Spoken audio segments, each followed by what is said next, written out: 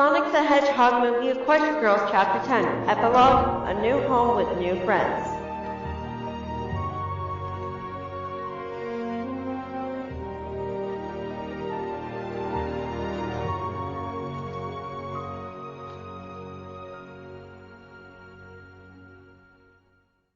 It's a new day in the town of Ponyville. Ever since Sonic defeated Dr. Robotnik and is revealed to the public, everyone accepted him into their little town and became a resident there. Of course, Sonic was happy about it, no longer being alone and isolated for the rest of his life. Now he gets to interact with people and be friends with them. And all was made possible with the help of his 7 new best friends. Speaking of which, the Rainbooms were fixing and repainting the apple farm house from the ruckus that Robotnik's drone made, and they are having themselves lunch. Everything was going smoothly until they heard a knock at the door. Huh? Were we expecting visitors today, right? We weren't, right? Sunset asked the others, but all of them said no in response. Rainbow Dash walked over to the door and opened it, revealing to be Captain Sapphire, leader of the Wonderbolts. Rainbow Dash was freaking out from seeing her idol right in front of her. She snapped out of her shock when she heard Spitfire say, "Is this the Apple family residence?" Yes, Rainbow said with a slight stutter, the rest of her friends sneaking their way to the front door undetected. "Just came to visit my newest member of our team," Spitfire smirks. "What? By having you done the background check?" Rainbow asked in shock as she looked back at Spitfire. "Well, after I saw you in a video clip that someone took about you risking and saving that blue hedgehog, that's the type of person we need on our team," Spitfire explained. "And I overheard that you decided to stay with your friends rather than leaving them behind. I guess that shows just how loyal you are with your friends."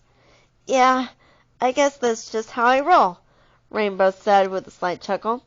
Spitfire chuckled too. "So I heard." An idea suddenly came to Spitfire. Tell you what.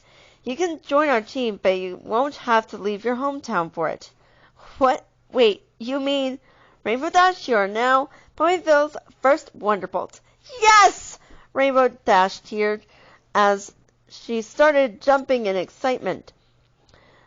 She then heard Spitfire clearing her throat. She suddenly stopped and looked back at Spitfire as she saw her with her arms crossed and a smirk on her face. After calming herself down, she then nervously chuckled. "Sorry for the outburst there, but seriously, thank you so much for this, Captain Spitfire. You don't know how much this means to me." "I know," Spitfire simply said, and walked back to her car, but not before looking back at Rainbow once more. "See you at the workforce, Danger Dash." After watching Spitfire disappear from her view, she walked back inside with a big smile on her face, feeling happy that she won't have to give up on her dream job after all. She then noticed movement from the corner of her eye. She looked to the right and saw the rest of her friends looking so happy after hearing the news. They quickly ran towards her as they gathered for a group hug as they cheered for the new Wonderbolt member. "What happened? Where's the fire?" a voice was heard as a spinning blue blur came into the living room, looking around in a panic. "It's all right there, blue dude. There's no fire." "Then what's with all the screaming?" Sonic asked with a quirk of an eyebrow. "'Cause you're looking at Ponyville's first ever Wonderbolt," Rainbow said with pride. "What? Really?" Rainbow Dash nodded with a smug look on her face. "All right, I knew you could do it. Oh, we should celebrate this like a movie night." "Yeah, we could set up a movie night for Dashy's party. Oh, I can't wait to get started," Pinkie Pie said. "Sorry to burst your bubble, guys, but we can't do this tonight." "What? Why?"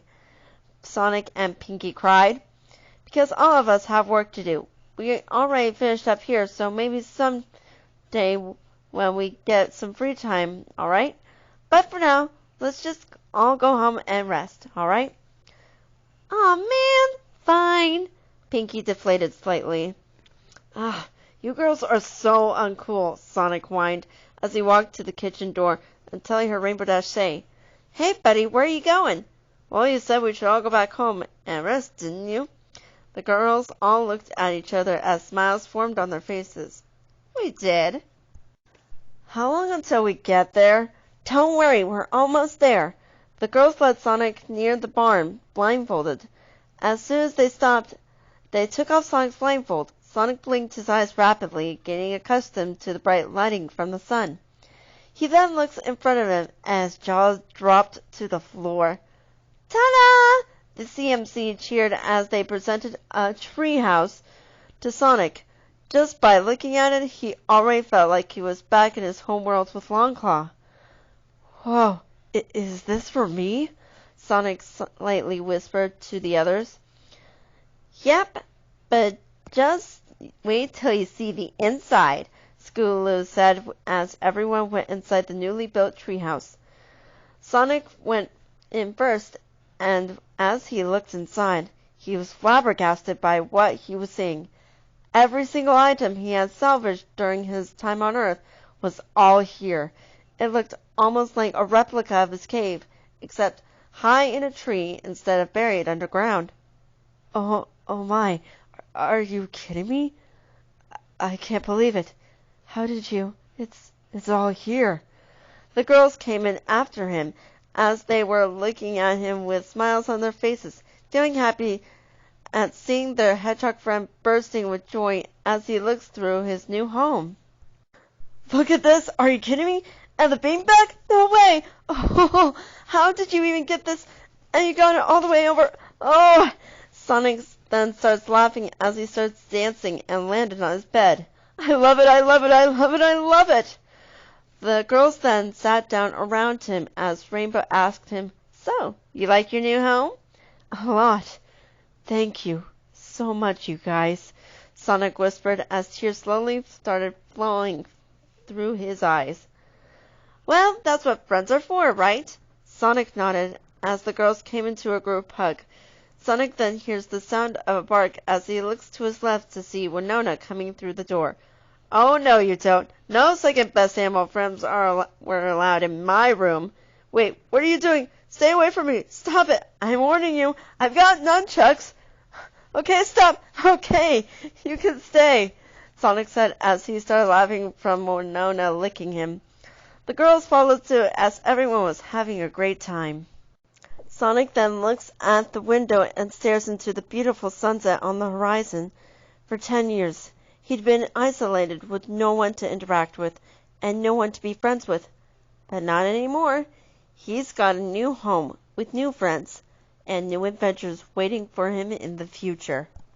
Meanwhile, on the Mushroom Planet, we see Robotnik with his flight suit, having tears all over him, shaving his head bald with a piece of his ship.